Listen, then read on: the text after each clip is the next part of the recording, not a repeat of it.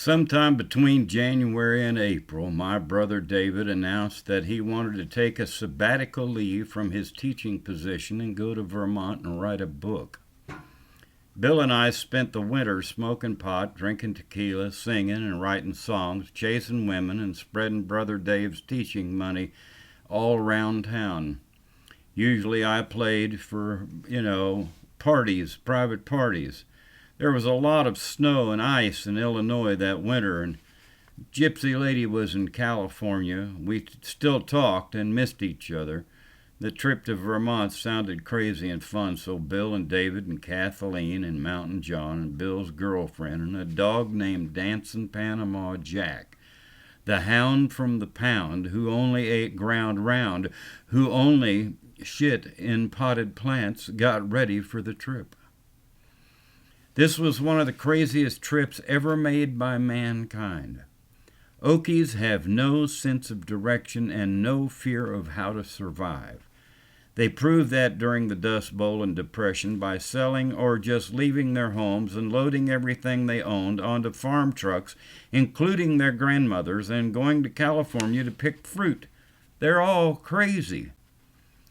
We were already misplaced by being in Illinois, but what the hell? We may as well go. We decided that David and Kathleen would need everything they owned in Vermont, and so we rented a cabin on a mountain in the Berkshire Mountains in a town on the Vermont-Massachusetts line called Heath, Massachusetts. Sight unseen from a real estate person who said she had a great deal on this wonderful cabin that would be perfect for the summer for us.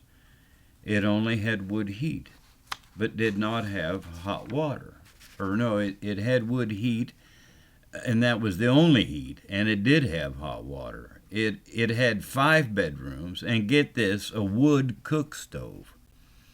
She thought it would be just right for Brother Dave to write his book, quiet and serene. Dave rented it over the telephone from Illinois, and Bill and I started packing Dave and Kathleen's stuff, or boxes and boxes and more boxes, and pots and pans and kitchen stuff and furniture, clothes, and Dave's motorcycle.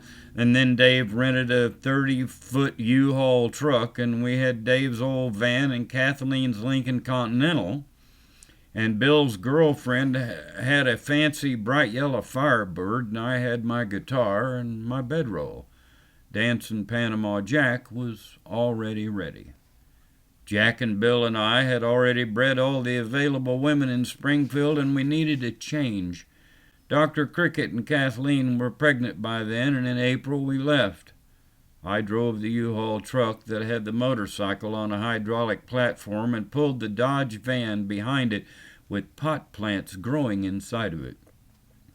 Jack rode with me and ran away at every available stop. Dave and Kathleen drove the big pimpmobile, as I like to call it, and Bill and little Darlin followed in the yellow Firebird. It's a long way from Illinois to Vermont in a rig like that. But we made it. We are Okies. When we got to Heath, Massachusetts in the Berkshires, we found the back mountain road that led us to the hill that the cabin was on top of.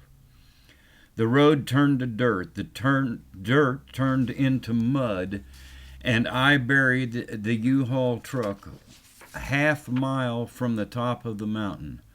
We walked through the mud and found our home, straight up in an altitude drastically different from the cornfields of Illinois. We carried what we needed up the damned hill by hand for 3 or 4 days. Finally, Bill and I went on strike, and I decided it was time to find a bar to drink and sing in. Down the mountain on the Massachusetts side was a small town with an inn and a tavern. I drove down there and wound up singing a few songs. A guy staying at the inn for the night liked my stories and songs and invited me to his room to get high. I said, sure. You must remember at this point that this was the 70s. Things were different then as compared to now. In most of the country in 1978, it was no more than a traffic fine for possessing less than 1 ounce of pot. Everyone smoked it. from presidents to governors. All men had long hair, most women wore no brassieres, and Prozac, Zoloft, and Xanax had not been invented. When someone asked you to get high, it was an insult to say no. Pot was smoked at ritzy parties and in the parking lots of every bar. People didn't drink that much because they knew pot didn't give you a hangover. Speed limits were still 40, 55 because we were trying to conserve on fossil fuel. Now all we have to do is threaten some people in Arabia and we can get some more oil. I told this guy sure. And when we got to his room, he opened a suitcase that was full of some of the most beautiful red-haired sesame and pot that I had ever seen.